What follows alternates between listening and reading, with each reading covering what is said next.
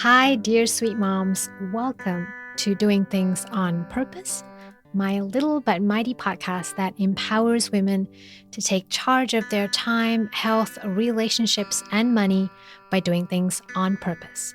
I'm Suri, a self-love and self-empowerment coach passionate about helping busy moms to slow down, pace themselves, and reconnect to build a life that feels whole and aligns with what truly matters to them. And you're listening to episode 33. Today, I want to talk about how we can make time for what matters. But before we begin, I just want to share a quick self-care tip. If you're a mom having trouble sleeping and you've tried slowing down before bed, but somehow you're just waking up in the middle of the night, I was reading again a book about supporting women in the perimenopause and menopause stage, and there was a suggestion there about taking magnesium with vitamin B. And I have a bit of a problem with magnesium because it gives me diarrhea. But I found a preparation that had a lower dose of magnesium and it had some vitamin B in it, which is supposed to help you with your nerves, just to calm you down.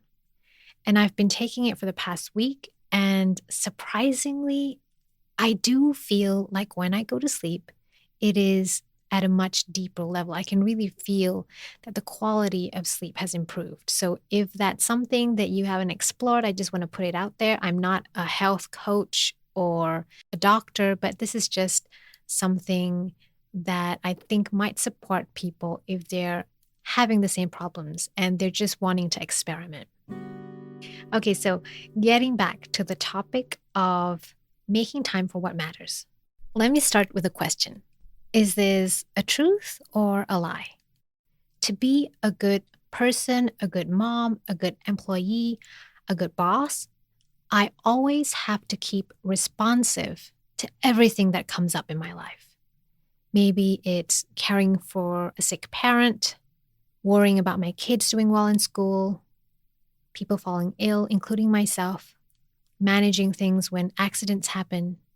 So, yes, there's always something that comes up. And if you're one of those people who feel like you don't even have time to breathe, that you're always responding, you might be thinking, I'll get on that self-care train when life calms down a little bit. You say to yourself, no, I'll get to it after we finish this project or when my kids get better. Or you know what? Maybe I'll just start next year. I'll make it my New Year's resolution.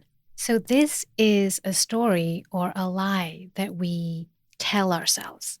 Because the truth is, life is always lifing.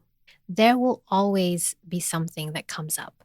You can never be sure that what shows up a few months down the line is going to be more manageable than what's happening right now. So as life keeps lifing, we just really have to get on with chasing our dreams, finally investing in our self-care, finally working on that relationship, whatever it is that you've always wanted to tackle, but you've had to put on the back burner. So the next time something comes up, take a moment for yourself to calm down. Don't let it derail you. Think about it like water off a duck's back. Remember that you don't have to engage with everything all the time. Nobody has enough energy for that. And, it's also part of self-care to realize what levels of energy you do have. And if you're like a lot of moms and you have just some precious little energy left after all of the caretaking work that you do, then that little piece of time and energy and attention is so precious. So if you are a warrior, a person who likes to worry, one tip that I heard, I believe it was from Kristen Neff, it is to schedule a time for you to worry. So you set it in your calendar or in your mind, whatever it is, and you can say, I'm worried about my kids, I'm worried about my parents, and I need to worry because that just shows that I care. But instead of spending your whole day, your whole week, your whole month, your whole year worrying about something, put boundaries around that for yourself. Tell yourself, I'm just going to worry about so-and-so from 4 to 4:30 in the afternoon so that you can say, I really care, but I'm going to think about that later on in the day, not right now. See if that helps you free up some brain space. Okay, so now down to work. When you've realized that there's no such thing as the perfect time to start, that now is always the perfect time to start, how do you make time for what matters? The first thing is to know what matters to you. And of course, this is so different from each mother, from each human being. And one of the exercises that we had to do in our life coaching training was to outline our core values. Now, if you Google this statement, you will find a list of values for you to kind of look through, consider, ponder. Is that something that speaks to you? And I will also include a list of values that you can look through. I will put them in English and in German, since I'm in Switzerland, so that you can start thinking about it, letting it marinate. So print it out, look at this list, circle any values that speak to you, and then come back to it after 5 minutes and cancel out any values that seem to be repeating or too closely connected, and just choose the ones that really communicate that thing that you care about.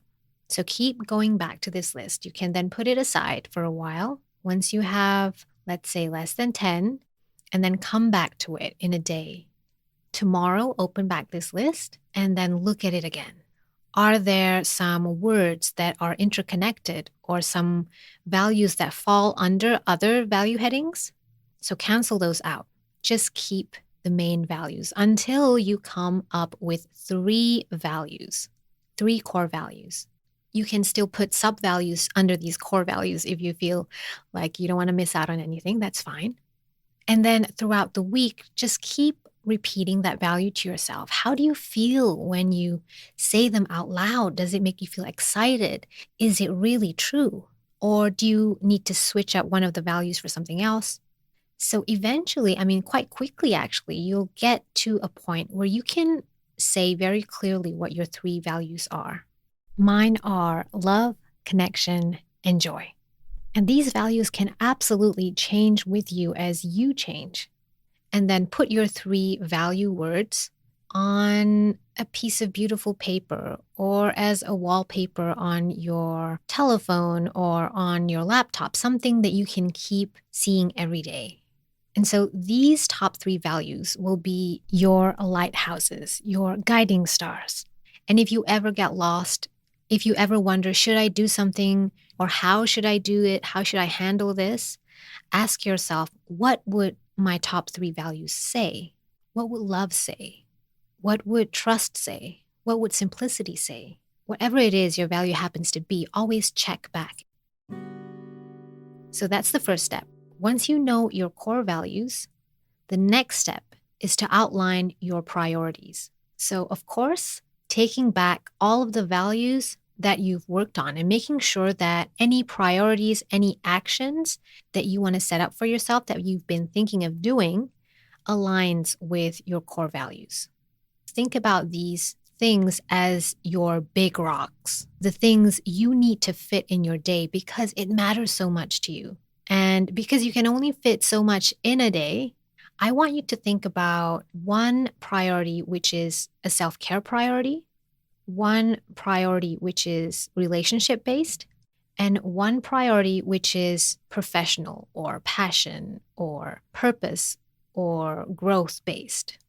So brainstorm about actions that could be used to prioritize your self-care, your relationships, and your personal growth or professional growth that you can do every day.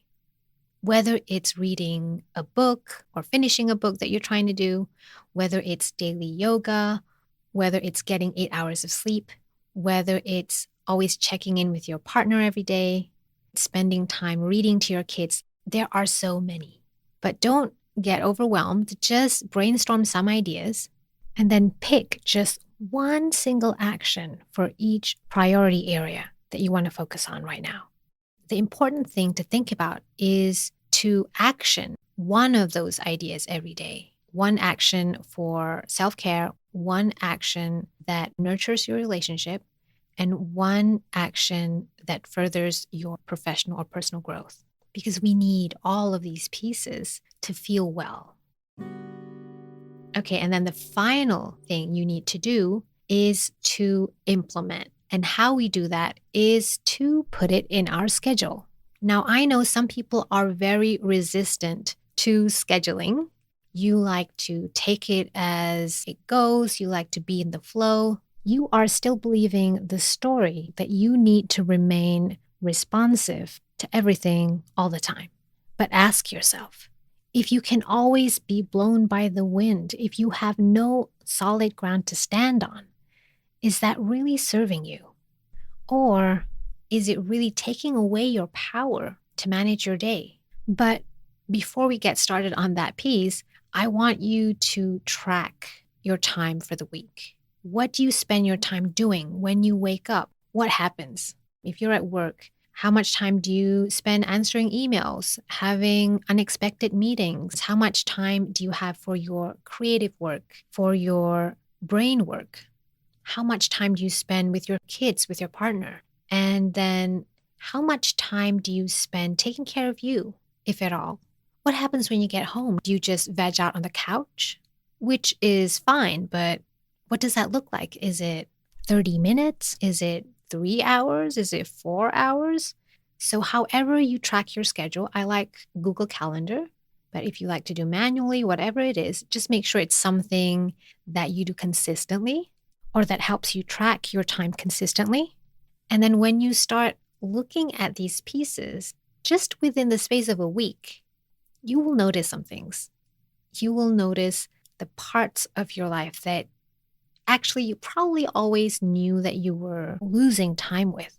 These tend to be small pebble-like items that fill up our day. So what happens is that we don't have time to put in our big rock items, our priority actions, the things that really align with our core values that really bring us further in terms of our life satisfaction.